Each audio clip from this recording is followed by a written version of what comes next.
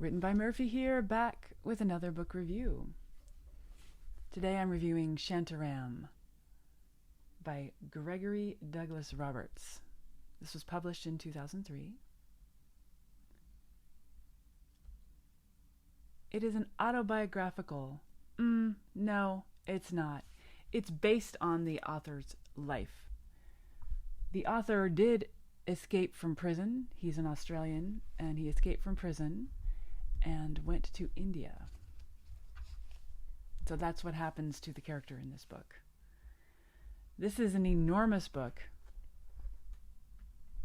like 1,000 pages, and it is incredibly, it's got a lot of adventure in it. So much going on in it. It is beautifully written, and there's a lot of philosophy throughout. Let me give you the highlights. It is a sweeping epic of India set mostly in Bombay. So the main character, he escaped from an Australian prison and went to Bombay. It took us a while into the story to find out why he escaped and how he escaped. Of course, as soon as he gets to Bombay, he sees a woman and he falls in love. This love story does carry throughout all of the book, as you might expect, especially for a story about India. Think Bollywood, which comes up. So he immediately falls in love with Carla. When he arrives in India, in Bombay, he has kind of a high life, like a tourist, only a really kind of a fancy tourist. He stays in a nice hotel. He is introduced to these people searching for the woman Carla to a certain restaurant called Leopold's, and he gets to know some people that are expatriates, and he kind of gets into what's going on. He was in prison, and he did enjoy drugs and things, so he is having a high life. When he first gets to Bombay, he meets an Indian man, Prabhakar, who becomes his guide. And they are very close. He just likes this guy's smile. And they become very connected. Prabhakar takes care of him, leads him around, helps him get whatever fun time he wants to have. And they have adventures, and Prabhakar eventually says, "You are my dear friend.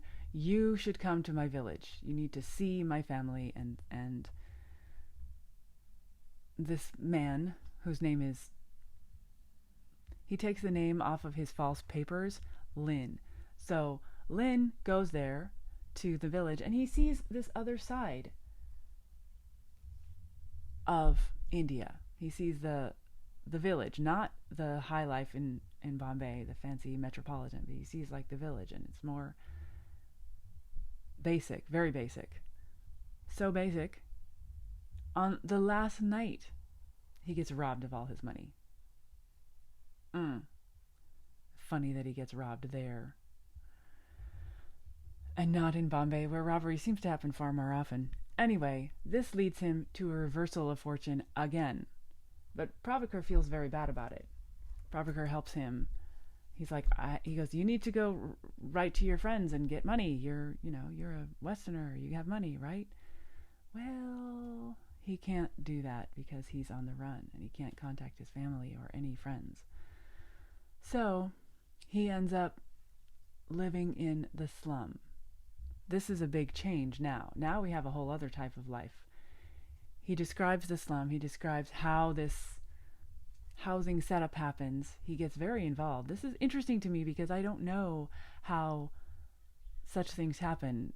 Here in America, we don't have that kind of temporary slum housing. And it's kind of formalized in Bombay, as he describes it. So he goes there so that he can afford to live. And eventually he starts a clinic inside the slum. Now this is interesting because it's kind of a Mother Teresa sort of thing, reminiscent of Mother Teresa. He himself just feels bad for the people, knows a little bit of first aid, and begins to do some basic healthcare for the slum. He starts doing things. He's like, okay, we're going to clean this up and we're going to help you. Then there is kind of a healthcare system, but the people can't access it because they're too poor. Blah, blah, blah. So he comes up with this healthcare system, which attracts the notice of a gangster. Because gangster now we get into a sort of Godfather-esque part of the story, which takes us through the whole way. And the guy gets him some medicine. He's like, well, I want, he feels like this is a nice thing to do. Now, this Godfather guy, Kadarbai, is an interesting fellow because he actually has a lot of finer feelings, and he likes to discuss philosophy. He likes to discuss what things mean. He likes to discuss, and this comes throughout the novel a lot. So there's a lot of beautiful discussion of what is the meaning of things, what does evil really mean, and what are we doing, what's life about, all this great stuff. Beautifully written.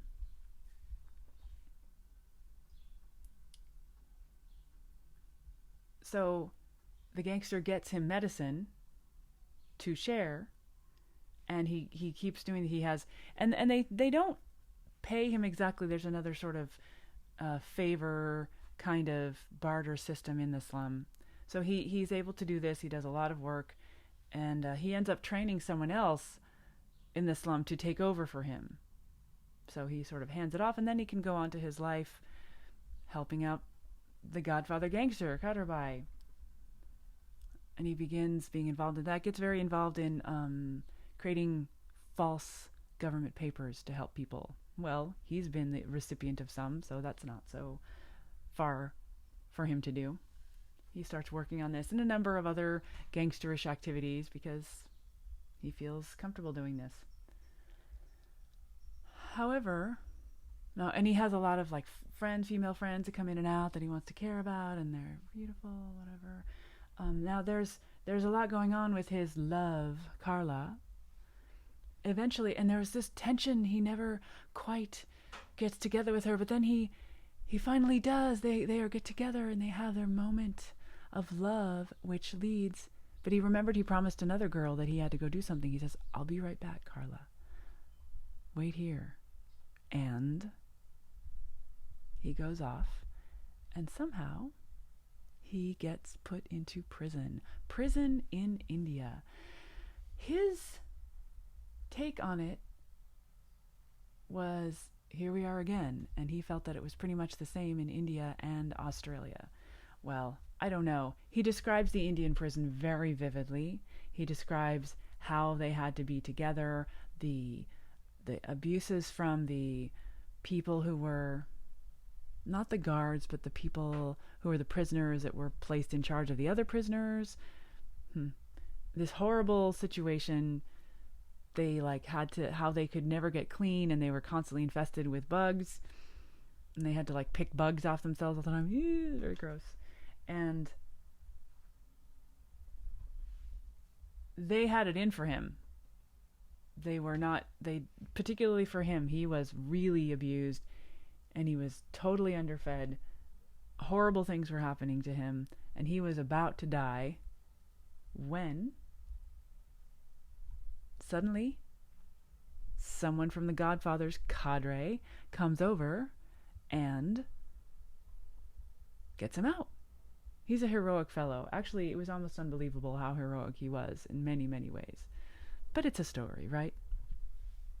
So he actually saves a few other people that were kind to him because it was so hard to be kind to him in this prison. So he saves them, and they end up helping him later. This is a long, huge, enormous epic. So he gets out of prison, And now he's like full gangster. He's full in it with the Godfather Kadarbai.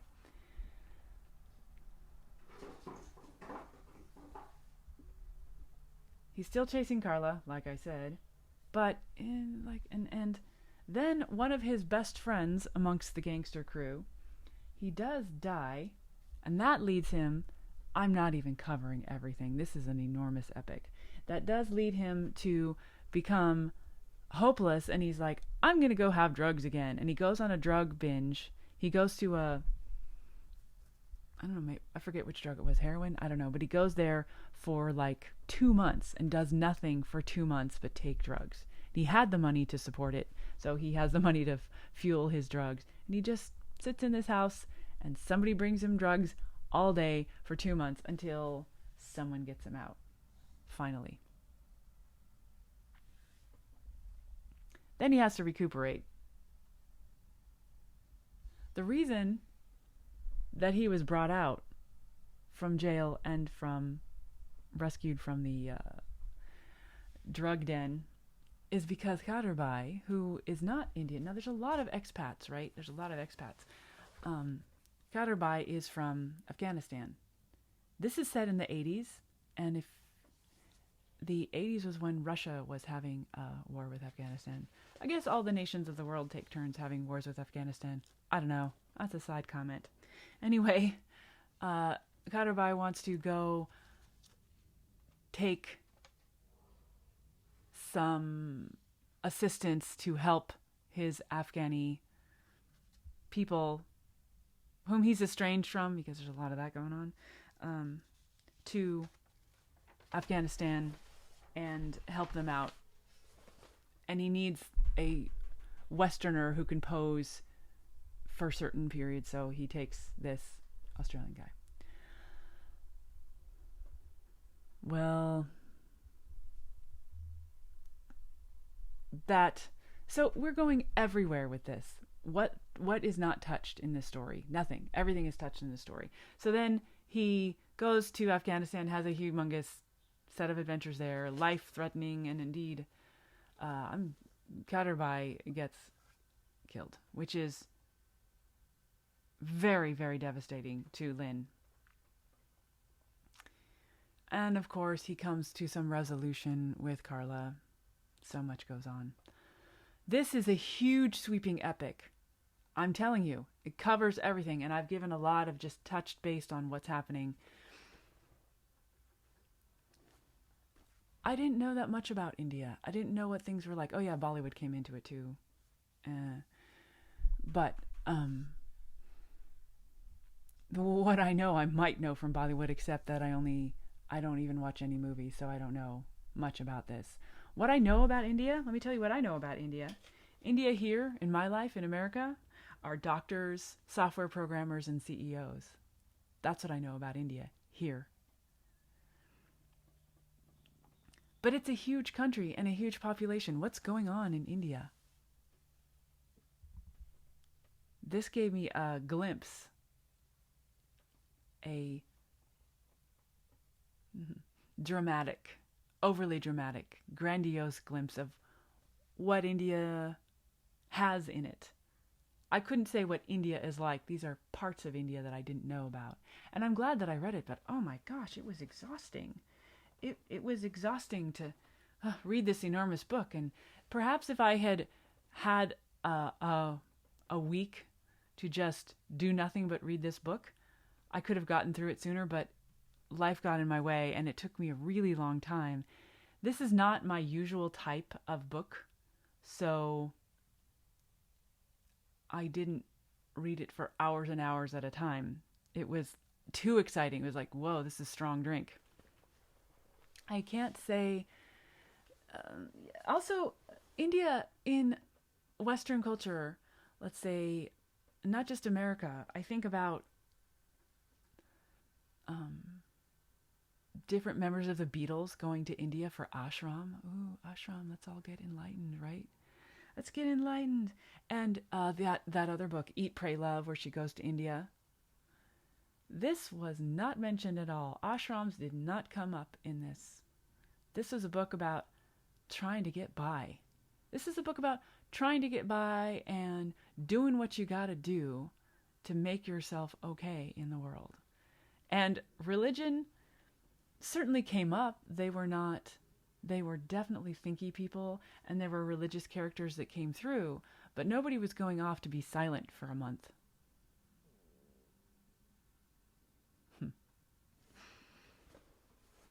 This is a different India. I don't know how accurate it was. It was a very darkly toned kind of Bollywood style adventure. I don't know. It's a huge story. I was exhausted. I imagine, I think it has a sequel. I'm not in a rush to read the sequel because, whew. But it was a enormous book. It was very exciting. A lot going on, and full of dark stories, full of the passions and humanity. I'm glad I read it. I can recommend it to people who like such things. Whew. I'm glad it's done. I feel it was an experience to live through. All right. I don't know. What do you think?